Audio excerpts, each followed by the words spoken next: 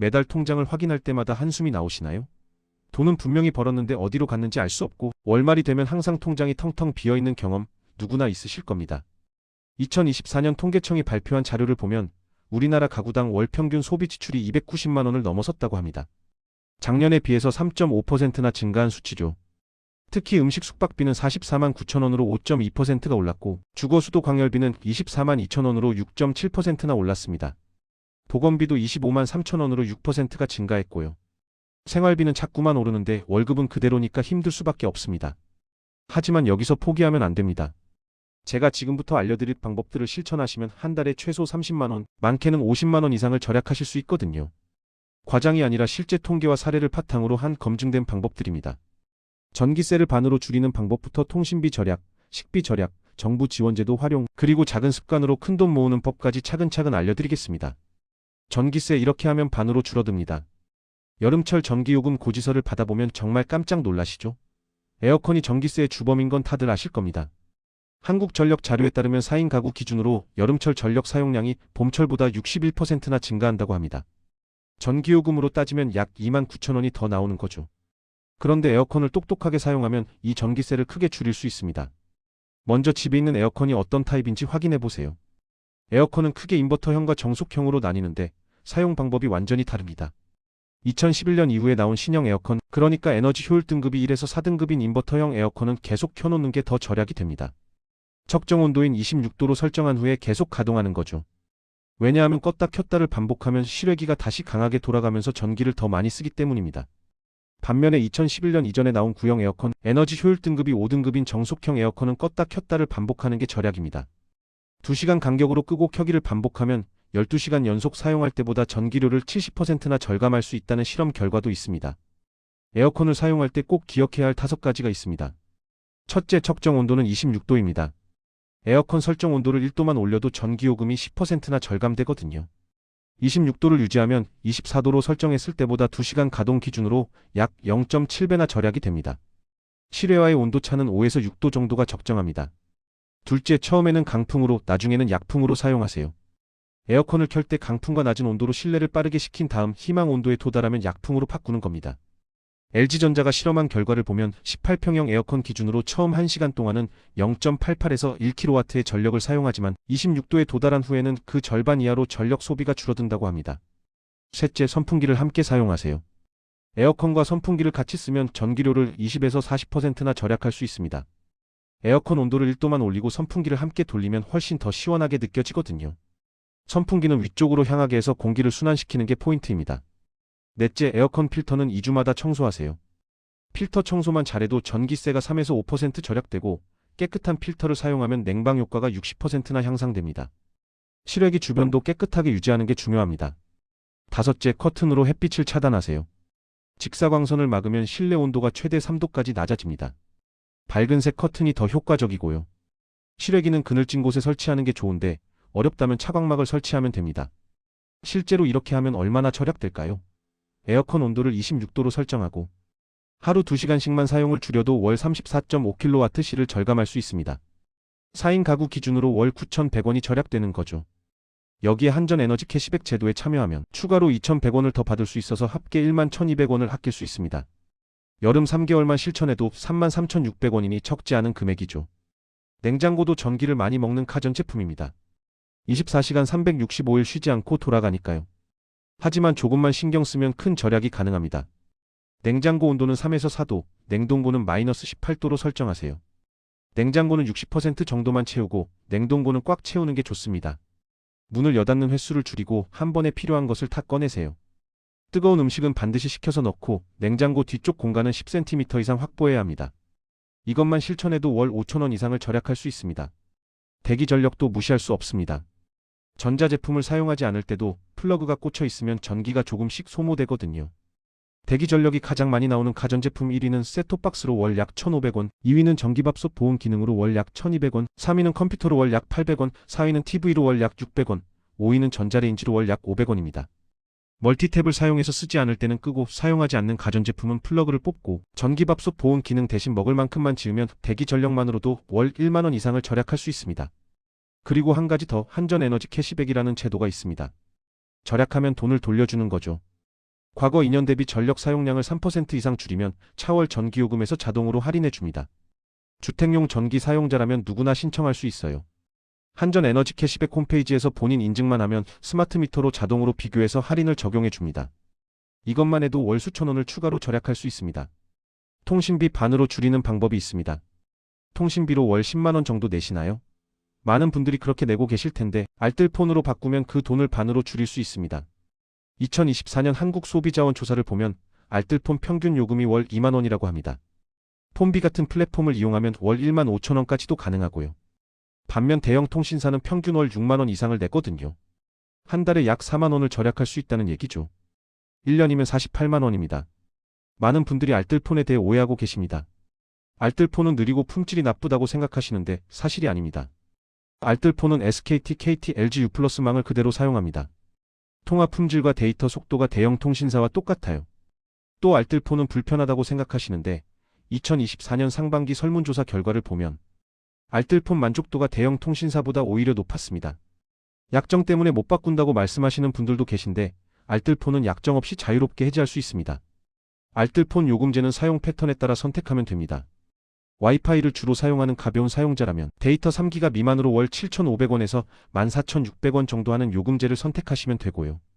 유튜브나 인스타그램을 적당히 사용하는 일반 사용자라면 데이터 10에서 30기가에 월 2만원에서 3만원 정도 하는 요금제가 적당합니다. 데이터를 많이 쓰는 헤비 사용자는 월 4만원대 무제한 요금제를 선택하면 되는데 대형 통신사는 이게 8만원 이상이거든요. 알뜰폰 가입하기 전에 확인할 것들이 있습니다. 먼저 내 데이터 사용량을 확인해 보세요. 그리고 통화 패턴도 체크해야 하는데 070 번호가 괜찮은지 확인하고요. 만약 사업하거나 친구들한테 번호 바뀌었다고 알리기 싫으면 010 번호 그대로 쓸 수 있는 알뜰폰을 선택하세요. 원하는 통신망도 선택할 수 있으니까 SKT, KT, LG U+ 중에서 고르시면 됩니다. 프로모션 혜택도 꼭 확인하세요. 알뜰폰으로 바꾸기 싫으시다면 선택 약정 할인을 활용하는 방법도 있습니다. 공시지원금 대신 매월 요금의 25%를 할인받는 제도인데 2년 약정 조건입니다. 자급제 폰이나 중고폰도 적용할 수 있어요. 예를 들어 월 89,000원짜리 요금제를 사용하면 월 할인액이 22,250원이고 2년 총 할인액이 534,000원입니다.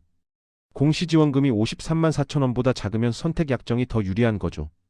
다만 요금제 월정액에만 적용되고 기기값은 제외되며 24개월 중도 해지하면 위약금이 발생합니다. 그리고 알뜰폰 요금제는 선택 약정을 할 수 없습니다. 알뜰폰도 인터넷과 결합하면 추가 할인을 받을 수 있습니다.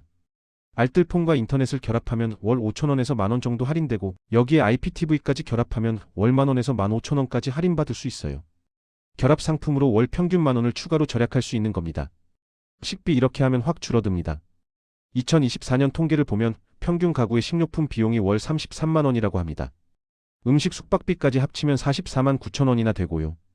정말 적지 않은 금액이죠. 하지만 마트 장보기 방법만 바꿔도 이 돈을 크게 줄일 수 있습니다. 마트에 가기 전에 준비를 좀 해야 합니다. 먼저 냉장고 사진을 찍어두세요. 중복 구매를 방지하고 있는 재료로 메뉴를 계획할 수 있거든요. 그 다음에 장보기 리스트를 작성하세요. 필요한 것만 정확히 적어서 가면 충동 구매를 막을 수 있습니다. 그리고 배불리 먹고 가세요. 공복 상태에서 장을 보면 30% 더 구매한다는 연구 결과가 있습니다. 간식이나 즉석식품 같은 걸 충동적으로 사게 되거든요. 할인 정보도 미리 체크하세요. 마트 전단지 앱을 활용하거나 카드사 할인 이벤트를 확인하면 됩니다. 마트에서 절약하는 방법도 있습니다. 혼자 살거나 부부 가구라면 대용량보다 소용량을 사는 게 좋습니다.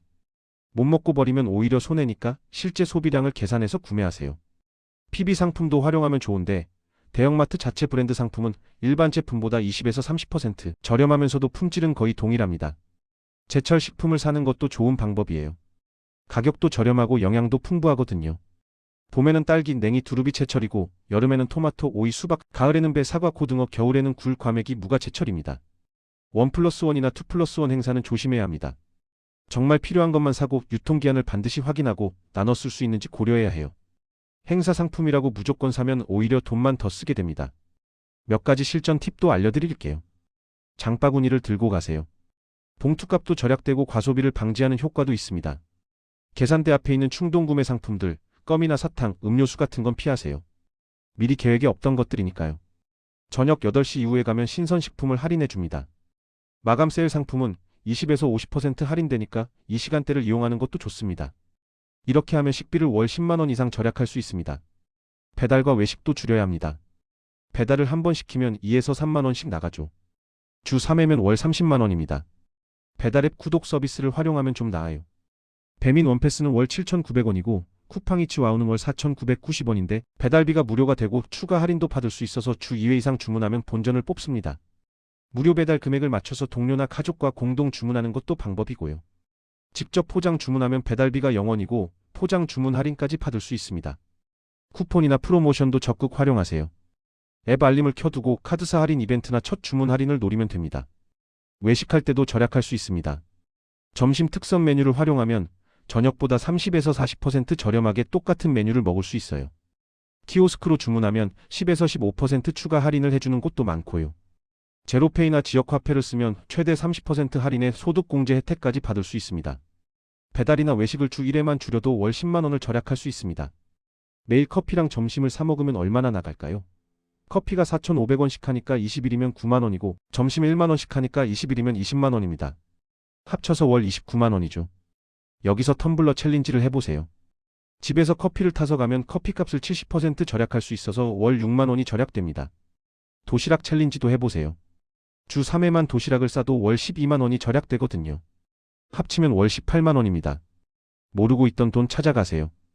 많은 분들이 받을 수 있는데 모르고 계신 지원금들이 많습니다. 에너지 바우처라는 게 있는데 생계의료급여 수급자나 차상위계층이 대상입니다.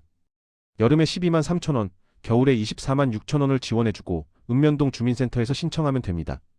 전기세나 도시가스, 지역 난방비로 사용할 수 있어요. 통신비 감면 제도도 있습니다. 기초생활수급자 차상위계층 장애인이 대상인데 월 1만 1,000원에서 2만 7,500원까지 감면받을 수 있습니다. 통신사 고객센터에 신청하면 되고 알뜰폰도 적용됩니다. 청년이라면 청년도약 계좌를 알아보세요. 만 19세에서 34세까지가 대상이고 5년간 최대 5천만 원의 정부 기여금까지 받을 수 있습니다. 월 최대 70만 원까지 납입할 수 있고 소득 요건만 충족하면 됩니다. 탄소 포인트 제라는 것도 있어요. 전기나 수도, 도시가스 사용량을 절감하면 포인트가 적립되고 그 포인트를 현금이나 상품권으로 교환할 수 있습니다. 탄소 포인트제 홈페이지에서 신청하면 돼요. 문화누리카드는 기초생활수급자나 차상위계층이 받을 수 있는데 연간 13만 원을 지원해 줍니다. 영화관, 공연장, 서점, 여행 등에 사용할 수 있어요. 숨은 환급금도 찾아보세요. 건강보험 환급금은 병원비를 과다 납부했을 때 돌려받는 건데 국민건강보험 홈페이지에서 조회할 수 있고 평균 환급액이 15만 원이라고 합니다. 국민연금 환급금도 있어요. 미수령 연금을 국민연금공단 홈페이지에서 확인할 수 있는데 5년 지나면 소멸되니까 빨리 찾아야 합니다. 통신요금 환급금은 과다 청구된 요금을 돌려받는 건데 평균 3만 원 정도 되고요. 휴면 예금이나 보험금도 있습니다. 잊고 있던 예금이나 보험을 금융감독원 통합조회 서비스에서 찾을 수 있는데 10년 후에는 소멸되니까 주의해야 합니다. 카드 혜택도 200% 활용하세요. 카드를 용도별로 나눠서 쓰면 좋습니다. 생활비 카드는 마트나 편의점 할인, 주유, 대중교통, 통신비, 공과금 할인받는 카드로 쓰고요. 외식이나 배달은 음식점 할인 카드, 배달앱 제휴 카드, 카페 할인 카드를 따로 쓰세요. 문화생활 카드는 영화나 공연 할인, 서점, 온라인 쇼핑, 여행, 숙박 할인받는 카드로 쓰면 됩니다. 카드를 사용할 때 팁도 있어요. 큰 금액 구매할 때는 무이자 할부를 활용하면 할부 수수료가 0원이고요. 포인트는 여러 카드 포인트를 합쳐서 관리하고 소멸 기한을 체크하세요. 청구 할인은 나중에 요금이 감면되는 거고 즉시 할인은 결제 시점에 바로 할인되는 건데 즉시 할인이 체감이 더 좋습니다. 이렇게 하면 월 평균 5만 원을 추가로 절약할 수 있습니다. 작은 습관이 큰 돈을 만듭니다. 재미있게 돈 모으는 방법으로 52주 적금 챌린지가 있습니다. 1주차에 1,000원 저금하고 2주차에 2,000원, 3주차에 3,000원 이런 식으로 52주차에 5만 2천원까지 저금하면 1년 후에 137만 원이 모입니다. 부담 없이 시작해서 큰 돈을 만들 수 있는 방법이죠. 거스름돈 저금도 좋습니다. 현금을 사용할 때 잔돈은 무조건 저금통에 넣는 거예요. 500원짜리 동전만 모아도 되고 하루 1,000원만 모아도 연간 36만 5천 원이 됩니다. 작은 돈도 모이면 큰 돈이 되거든요. 충동 구매를 막는 24시간 룰도 있습니다. 사고 싶은 물건이 생기면 일단 장바구니에만 담고 24시간을 기다리는 거예요. 24시간 후에도 여전히 필요하면 그때 구매하면 됩니다. 대부분은 시간이 지나면 필요 없어지거든요. 이것만 실천해도 충동 구매가 80% 감소합니다.